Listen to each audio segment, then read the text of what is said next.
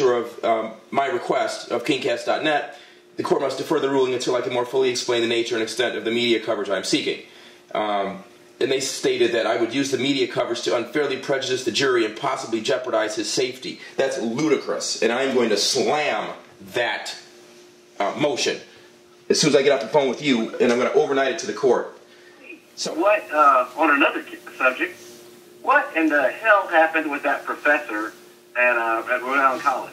Oh my gosh, that's right. Here's part of the irony. My bike, I forgot to mention that, my bike is in the shop right now getting an evaluation because it was run over or backed into, and this professor in a Volvo knocked my bike over and took off.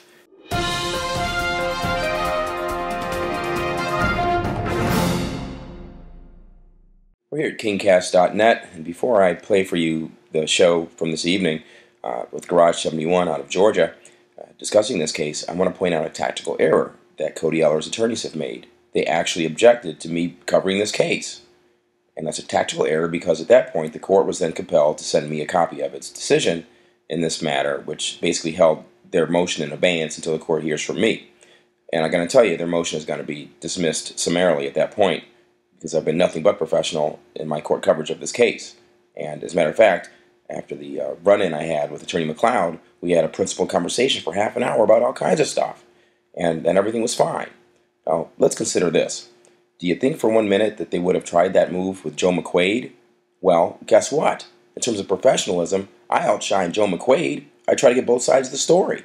When Kelly Ayotte and her minions were running after me the same way they ran after Attorney McLeod this year, Joe McQuaid wrote a one-sided hatchet job on me that he had to take down off a line when I was cleared of any charges. Okay, I'm going to return to this issue momentarily before we listen to the show, but let me tell you what happened in the decision of the 25th, I believe it was. A, the issue of my coverage is held in abeyance until I show up there. B, the state is not allowed to call William Hawksley a victim until closing arguments.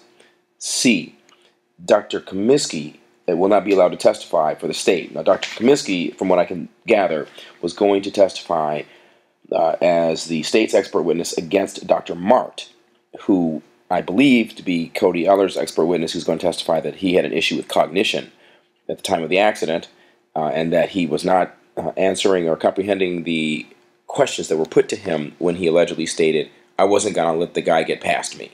So those are your, pardon me, those are the quick and dirty issues there. Now, I'll continue on. Back to the bonus round here on this issue, is that now, because someone called into question my integrity when covering court issues, mind you, I've never had an issue, and I've covered murder trials, I've been in several states, because somebody called into question my integrity, now I get to show them and the court my integrity by playing this show, putting it on a DVD, and submitting it to court in the permanent record. Motorcycle News Hour.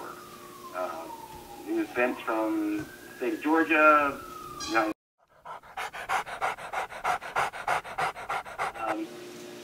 Let's just get Chris on the line. Chris, you there? I am here.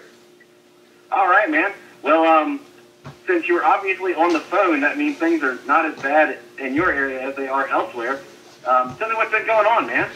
Well, a number of things are going on. We finally have a court decision on a number of pending motions that have been out there. They call it motions in limine. And for you non-counsel out there, basically that means they're trying to limit, it's a Latin root word, they're trying to limit certain evidence that may or may not, come in at trial. Right. And so I have a number of rulings before me that I just got in the mail.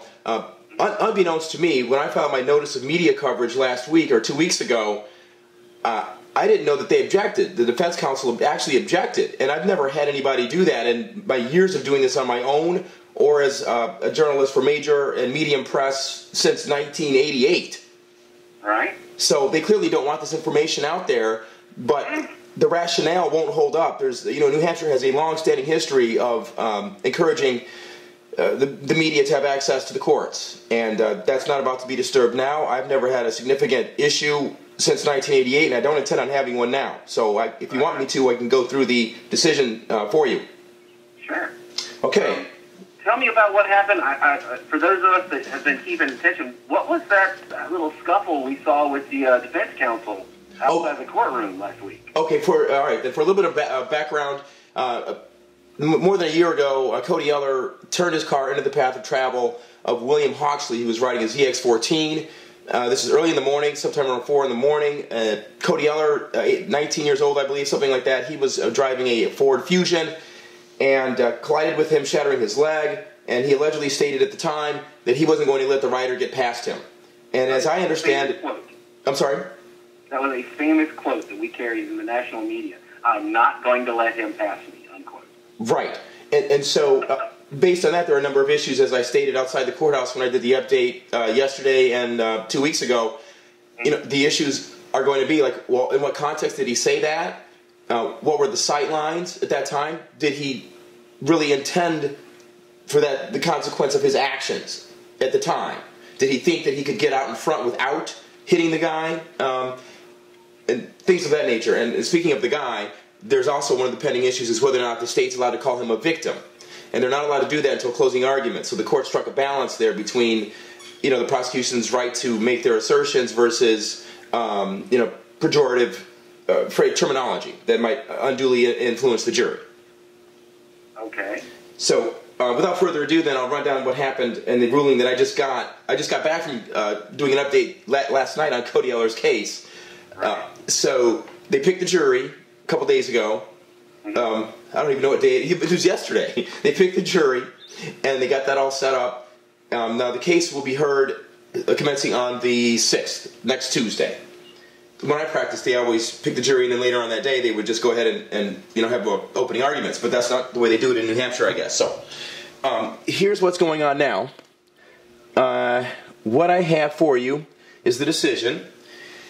And first off, with regard to me, the court said that at this juncture, without knowing the precise nature of my request of KingCast.net, the court must defer the ruling until I can more fully explain the nature and extent of the media coverage I'm seeking. And they stated that I would use the media coverage to unfairly prejudice the jury and possibly jeopardize his safety. That's ludicrous, and I'm going to slam that motion as soon as I get off the phone with you, and I'm going to overnight it to the court. So, that's the first issue. Next issue. The motion to eliminate, I told you about referring to him as a victim. I already went through that. Next issue, and this gets interesting, Dr. Comiskey. Dr. Comiskey, I think he was going to testify as to state of mind, probable state of mind with Cody Eller, things of that nature. Well, the state screwed up. They failed to bring his evidence, his proposed area of testimony as an expert. They didn't bring it forward in time, so they violated Rule 98, court threw it out. That's crucial. Next issue, the motion to eliminate to exclude testimony of Trooper Michael Pelletier as the expert reconstructionist. Okay, that was granted at this point in time unless or until they can disprove when at trial. I think they're going to let him in, basically. Right. So that's the issue there. Let's see. I think that's the nutshell right there. It basically stated that the argument was that he conducted a perfunctory investigation. That's the argument. But the court said, look, that goes to the weight of his testimony, not whether or not it's coming in. So, you know, he drew his information from visiting the scene of the crash. He reviewed the Pelham police investigation. He examined the motorcycle. He interviewed the victim of the crash and other eyewitnesses. So that's good enough to get him in. Now, the scuffle with Ross McLeod. This guy, I think he's all right. You know, he's doing his job. We had a scuffle out there. You know, he was trying to cover his client, and, you know, at one point I had said something like that was kind of hyperbolic. I said I was going to shoot him with my howling cannon, you know, or cannons, because that's all I shoot. I have a number of cannons. Usually I just use one, but I might bring a couple out for this. But anyway, so, you know, he got reactionary, and as I cautioned him in the video, I said, look, man, you have to watch it. You know, pump your brakes, dude, because I'm going to have to go to the court on this. And so we spoke. Oh, gosh, my girlfriend's calling me. Hold on a second. You still there? Yeah. Okay, I'm going to hold on a second. So anyway, keep going. So at any rate, he basically, where was I? Oh yeah, he apologized. And I accepted that apology, and so we're cool. But so anyway, he filed the motion too. I don't know who filed the motion, if it was his co-counsel or him. But at this point, you know, I just don't understand why they filed that motion. But as far as the scuffle goes, you know, he blocked me from getting into Cody Eller at all. And I was only going to get like 10 or 15 feet from him. I have no need to get right in Cody Eller's face. That's, you know, ridiculous. But I'm curious, Chris, have any of the usual players in the First Amendment system, arena, have they even weighed in on this at all? No. The major press is avoiding this now. The ACLU routinely avoids me because I'm too vigorous for them, and I challenge the powers that be. And so, but I know what I'm doing, so I kind of don't need them. But it would be nice if they actually, did what they're supposed to do. Okay. You know. But obviously, the more larger names involved, the greater the chance that the mainstream media, I hate to use that term, will bother to give this 15 seconds. But okay, so, all right, so where do we stand right now with this, as far as you getting in the courtroom, you covering this thing and letting us know what's going on? Well, I guess what's happening now is my internet service is horrible, thanks to Verizon Fios, which is not doing the job. But because I have the video streaming while we're talking on the phone, so I can just shoot this to YouTube. But anyway, or I would have had it streaming if Fios was working. Anyway, what am I paying $150 a month for this nonsense? Anyhow, I guess as far as the 15 minutes of fame goes, the mass media's already given it that, and that's all they're going to do. Right. And whatever they do, I can't be. Correct me if I'm wrong, but they never interviewed William at all, did they? I don't think so. And also, one of the questions I have is whether or not they settled the civil suit, or whether or not, whatever. I don't know. We don't know that yet. I haven't had a chance to ask yet. And not that they'll tell me, but I still have to ask. I mean, I think I've never seen him on national television. I've seen his motorcycle one time. You did?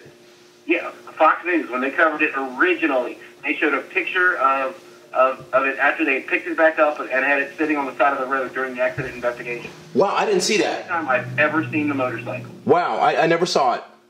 So interesting. But yeah, and remember, people listening, keep in mind what we're talking about happened almost at least 10 years ago. Message formally. I beg your pardon? How long this has been going on? It happened. I'm sorry, I couldn't hear you. I said, I was just for our listeners to keep in perspective what we're talking about. We're talking about an event that was almost 2 years ago at this point. Yeah, it's been quite a while. I have to look up the date it happened. It's been a while.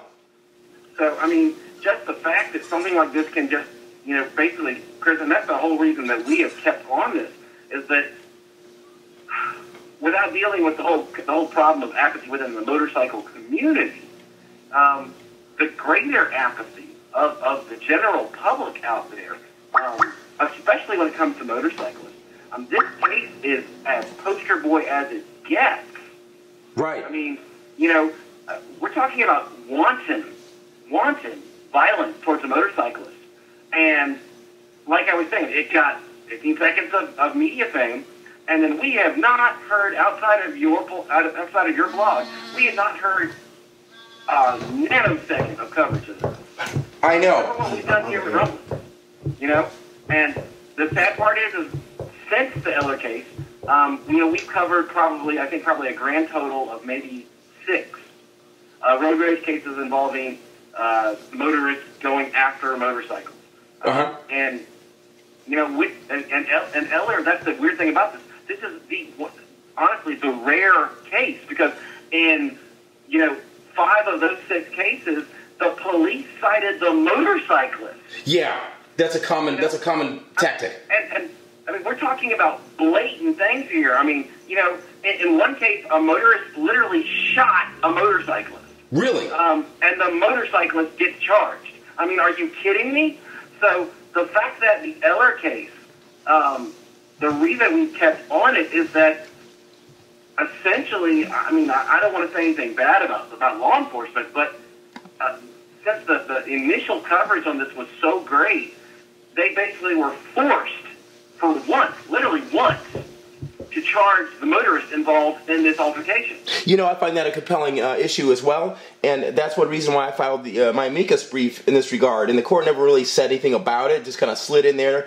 and nothing was said further on it. But everything I said in that amicus brief about the fact that it should be tried as a first-degree assault in New Hampshire, that's about as tough as you can get, was substantiated by what the prosecutor did. Now, the prosecutor, I know him very well. We've been on the same side of things and on opposing side of things. He's a named defendant in a federal lawsuit I have right now against the GOP for kicking me out of some press events. But in any event, that issue, that public pressure, I think in this case is key, and I'm thankful for it. Whatever Cody Eller was thinking when he did this, I don't know. I mean, I'm curious to hear at the trial. I know the basic argument, having talked to Ross McLeod, is that, hey, given the sight lines, he thought he could get it done without, causing the contact. That's probably your prominent audience is motorcyclists. That somehow that means that the people that listen and watch and read what you write are somehow more, have a greater percentage chance of creating a riot situation.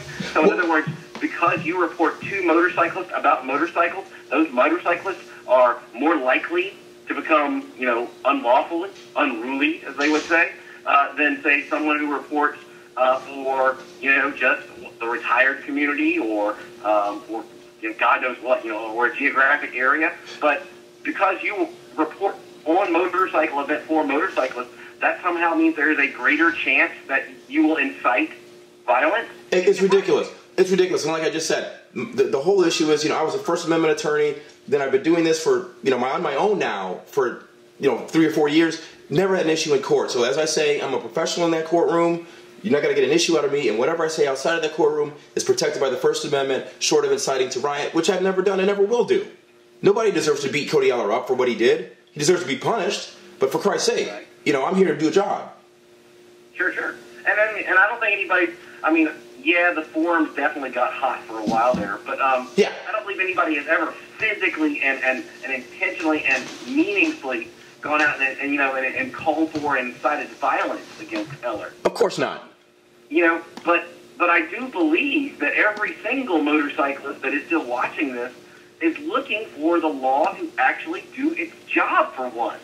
Right. Yeah, and that's going to come down to the jury. Well, I tell you what, Chris, if you'll hang on for 1 second, we're going to pay some bills and run a quick short break. And when we come back, I've got even more questions for you. Okay, please do. Got Chris King on the line. We're talking about the Cody Eller case, America's worst road rage against the motorcyclist case, at least that this reporter has ever seen. So, Chris, we were just getting to, I guess what we could definitely call bias against motorcyclists by it sounds like the defense counsel. No, actually, here's the thing. The one guy, the one that I spoke with, Mr. McLeod, he used to ride a bike. And we spoke. I honestly checked his profile, and he and I have both been victimized by Kelly Ayotte, the Attorney General in New Hampshire. Just crazy cases against both of us. We both won. They were coming after him for some nonsense relating to, fantasy football. It was crazy. But anyway. Right. But he had to resign as a prosecutor because of it, actually. But at any rate, so we identified on that. And he used to ride, and we talked. He said, I'd love to have another bike. We were cool. So no issue there. I think the other lawyer pushed for it more. But even if not, I think they're just trying to do whatever they can. They have a duty to zealously represent their client. And, I'm not going to knock them for it, but I am going to slam the hell out of that motion. Sure. It's just, that's just life. Right. Yeah. How is the New Hampshire or New England as a whole? How is the motorcycle community reacting these days to the Eller case? Well, what's funny about the motorcycle community? I think most guys are watching. I know people across the country are watching, and some of the people here in New England are watching as well. I get emails and stuff like that, and it just depends what board you're on, what chat board you're on. I think some of the guys at New England's street riders, they're kind of immature about it, and some of them think that. They don't like me, period, because they think I'm too flashy or this, that, and the other. I'm like, look, what have you done about this case? I don't see you out there. So it just all depends, But there's other guys, I think other more mature riders that I see and hang out with, they follow this assiduously, and I get regular emails and contact from them. So yeah, it's going to be a heck of a trial. That's all I can say. Right. Okay.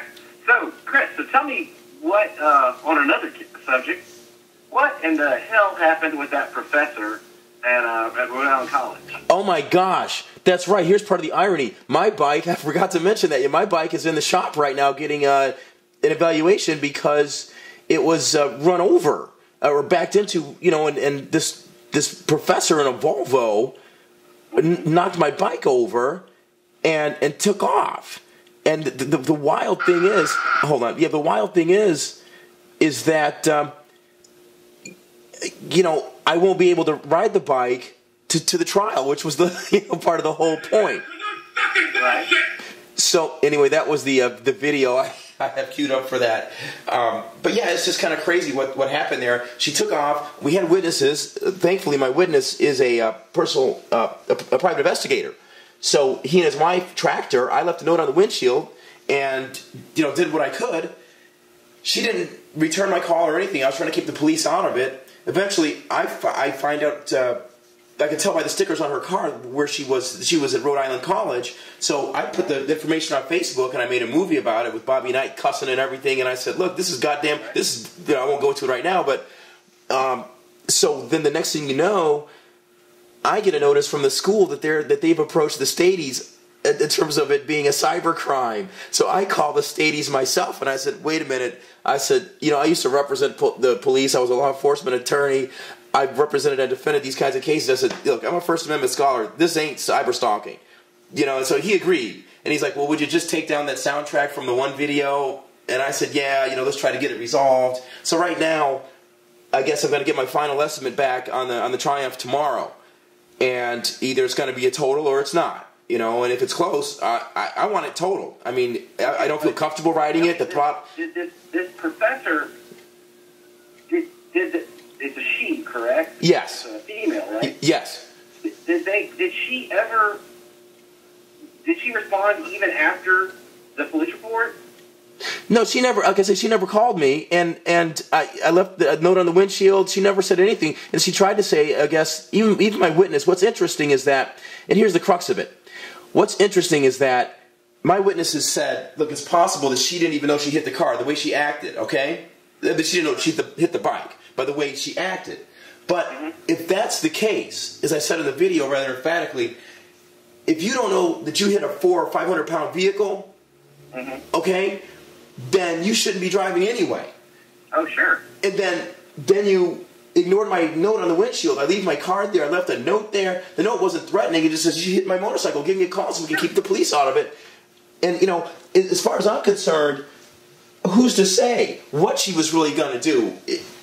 Until I started putting that on the university's website, the campus police were like, "That's not my our responsibility." And I said, "Legally or morally?" And he said, "Neither." And I said, "Bullshit. You have a moral responsibility to make sure that she takes care of her business." Right. They're always going to get ugly, so we're going to see what happens. I mean, I don't anticipate we're going to have any problems when the estimate comes in. Did you, swear out a warrant against her yet? No. See, I'm not going to discuss anymore at this point. I'm going to wait for the estimate to come in. Gotcha. Okay. And then I'm going to see what happens from there. So that's the next show. Okay, so we'll go with the whole pending legal matters thing. There you go. No problem, man. All right. So, Chris, when should we expect an update from you on Eller? Oh, there'll be daily updates next week when the trial starts. Okay, cool. And we will be definitely looking for something next Tuesday to see how things are going. Yeah, definitely. Just follow the blog, and I'll be talking to you directly in the emails and everything. And folks can tune into my journal at Chris King's First Amendment page. The YouTube is KingCast65, or just run my name, or Cody Eller's name, and you'll find it. New England motorcycle rights activist who is literally in the fight now that some dipshit professor decided to back into his car and then say he was the criminal again. Go figure. Did we talk about that? Crime against the motorcyclist, and the person says the motorcyclist is the criminal. There is a PayPal link on his page if you guys want to help Chris keep up this fight, which is a fight for all motorcyclists because the Eller case is going to set precedent. Yeah. Precedent that hasn't existed before. Right. So we as motorcyclists need to pay attention to this. So please, if you can help Chris out, go check out the link on his site and throw him a couple of dollars. Come keep the lights on at the King Cast First Amendment page. All right. Well, Chris, we will talk to you next week, man. Have a good time. Rock on. See you, brother. Yep. Peace. All right.